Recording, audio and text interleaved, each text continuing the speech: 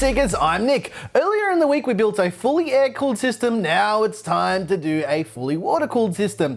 It's been a few months since we built a loop, so I decided that I wanted to do something a little different in a case that a lot of people will most likely overlook for a custom loop. Not only that, I wanted to use a motherboard that probably no one will really water cool a CPU on. Anyway, in this video we built an overclocked gaming beast featuring the i7-9700K and the RTX 2080 Ti in the new NZXT H710i. It's safe to say, on water, this machine destroyed all of our benchmarks.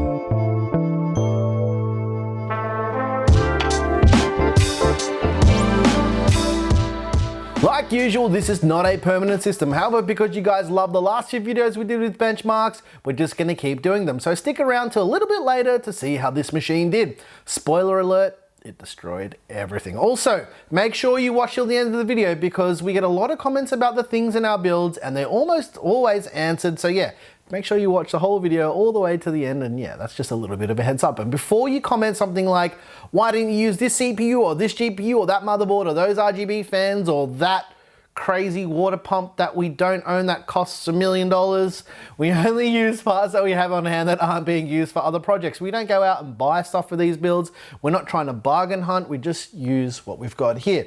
We build these PCs simply to inspire you to build your own systems and to show you what's possible. If you're interested in any of the parts for this build, there is a PC part picker list in the description down below. But enough talking, let's start building.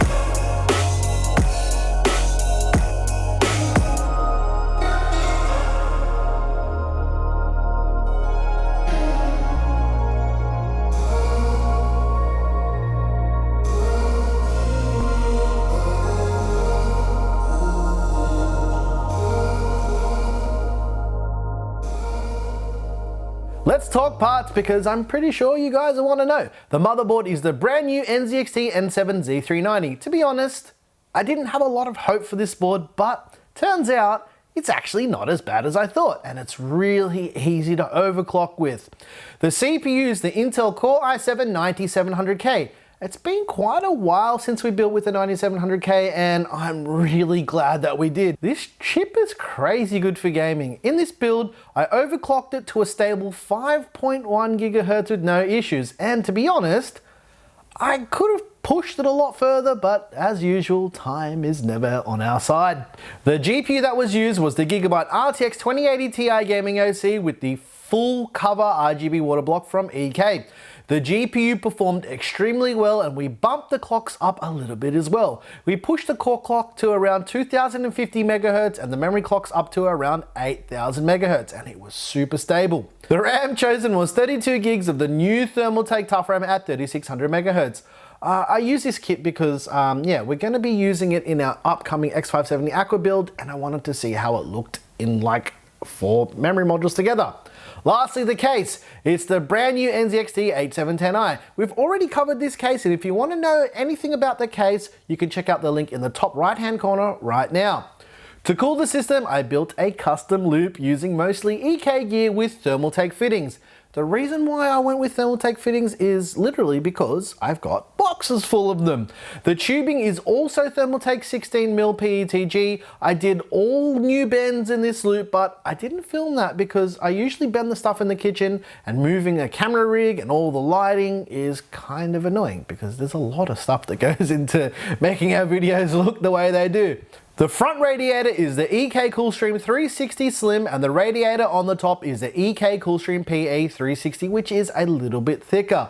One thing I didn't do was test fit the top rad. I eyeballed it and it looked like it would fit no problem, but the top panel didn't go on properly. So if you're wanting to put a rad in the top of this case, which I don't recommend by the way, unless it's a show build like this, make sure you test fit the top panel first and use a thinner rad. Don't do what I did. I was just way too excited for this build, and I only realized it didn't fit after I filled up the loop. It would have just been a pain in the ass to just pull out the top rad and put a thinner one in. Plus, I don't have a thinner one at the moment. The CPU water block is the new EK Classic with RGB. The pump res combo is the EK X-Res 140 Revo D5 with no RGB. I decided to not use any colored coolant because I wanted to keep it simple, and it's not going to be a permanent system. I just used distilled water since the system will probably get torn down over the weekend anyway, and with my many years of water cooling experience, I think that distilled water performs better most of the time anyway. Okay, let's talk fans, lighting and aesthetics because everybody loves all that stuff. The cable extensions are the Thermaltake extensions in black and white. The front fans are the stock fans that come with the H710i.